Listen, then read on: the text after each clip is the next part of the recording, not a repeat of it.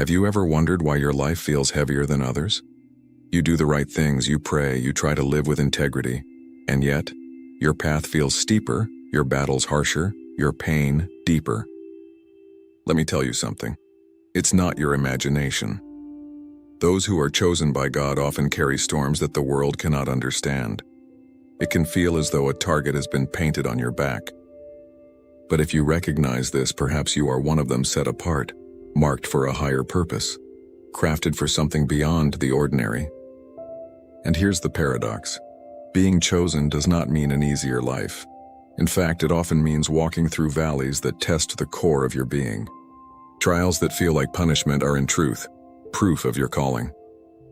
These struggles don't just break you, they remake you. They strip away illusions and force you to rely not on the applause of people, but on the steady approval of God alone. Maybe you've cried alone at night, wondering why suffering clings so tightly to you. Maybe friends have drifted away without reason. Maybe you feel like you carry a burden invisible to everyone else. If so, hear this. You are not cursed, you are not forgotten, and you are not alone. Across centuries, the chosen have walked this same narrow road. And every tear, every rejection, every loss was never wasted. It was shaping them into something extraordinary. Let's walk through the 5 pains that mark those chosen by God. When you understand them, your journey will begin to make sense. 1. The pain of rejection. Rejection comes without warning. One day, people are by your side. The next, they are gone. You search yourself for mistakes, but often you'll find none. The truth is this: you haven't changed, your light has. And that light unsettles those who live in shadows. The chosen carry a presence that convicts without a word. Just by existing, you challenge what others would rather ignore. So, instead of facing themselves, they push you away. Even Jesus was not spared rejection. His own family doubted him. His neighbors scoffed. Isn't this the carpenter's son? If the Son of God endured rejection, do not be surprised when you experience it too. But rejection has a purpose. It detaches you from human applause and attaches you to God's approval. It is also God's way of protecting you. Some people cannot journey with you into your destiny. Their presence would only weigh you down. So when God removes them, understand, it's not cruelty, it's mercy. Do not chase after those who left. Bless them, release them, and trust that God is making space for those meant to walk with you. 2. The pain of loneliness. There is a loneliness that no crowd can cure. You can be surrounded by friends, family, laughter, and noise, and still feel an emptiness gnawing inside. The chosen know this loneliness deeply, because it is not caused by the absence of people, but by the difference of spirit. You carry visions that others cannot see. You hear whispers of eternity while the world talks about the weekend. You think in terms of destiny, while those around you only think in terms of comfort. And so, even when you try to share what's burning inside, you are met with blank stares, polite nods, or even criticism. This creates a silent ache, because you realize that the very things that define you are the same things that separate you. You love people, but you cannot walk in their direction. They pursue success, but you are chasing significance. They want to fit in, but you are called to stand apart. This loneliness is not an accident. It is purposeful. God often isolates the chosen so he can whisper to them without distraction. Think about it. Moses was called in the desert, away from Egypt's noise. Elijah heard God not in the earthquake or the fire, but in the still small voice alone in the cave. Even Jesus often withdrew to lonely places to pray. It is in solitude that God downloads the vision others cannot understand. It is in loneliness that your roots grow deeper.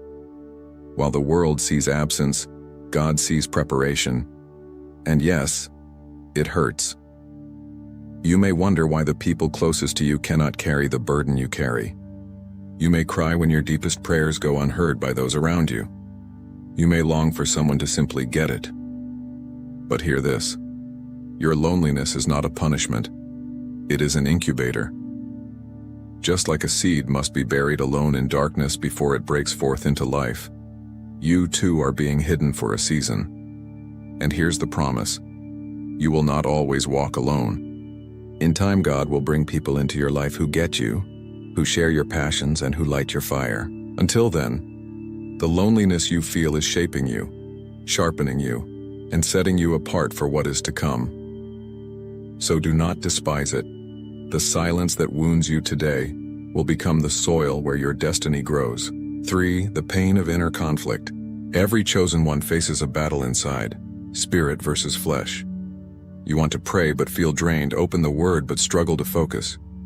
You vow to change, yet temptation waits at every corner. And then comes the guilt whispering, if I truly loved God, why would I feel this way? But even Paul, the great apostle, confessed, I do not do the good I want, but the evil I do not want is what I keep on doing. The truth is, chosen ones feel temptation more fiercely because the enemy knows your potential. If you are called to speak, he'll attack your tongue. If you're called to lead, he'll tempt you with pride. If you're called to worship, he'll try to twist it into vanity. The absence of inner struggle is not always a sign of strength. It can mean surrender. Your conflict is not failure. It's proof that God's Spirit is alive within you. Every fall is a chance to rise again, lean on grace, and walk with deeper humility. 4. The pain of renunciation. The chosen are called to let go, again and again. Sometimes it begins small, a habit, a song, a place that no longer sits right with your spirit. But over time, the sacrifices grow heavier. Friendships that once defined you now hold you back. Career paths that looked promising suddenly clash with your calling. Even blessings others celebrate may not belong to you. Abraham left his land. Moses gave up the palace. Paul laid aside his achievements. Each renunciation felt like loss, but it was actually preparation. In God's world, taking away can actually mean adding more. Isn't that wild? Every time you let go, you make room for something greater. Your tears of surrender are seeds of future joy. 5. The pain of waiting. Perhaps the hardest pain of all, waiting. The world races ahead while you feel stuck in slow motion. You pray, but heaven seems silent. You knock, and doors refuse to open. Joseph knew this pain, sitting in a prison while his dreams gathered dust. David knew it, anointed as king, yet hiding in caves for years. Their delays were not punishment. They were preparation. Waiting refines character so you can handle the weight of the promise when it finally comes. Every unanswered prayer is stretching your trust. Every closed door is testing your obedience. And though it feels cruel, God's timing is never late. The meaning behind the pain. When you weave these pains together, rejection, loneliness,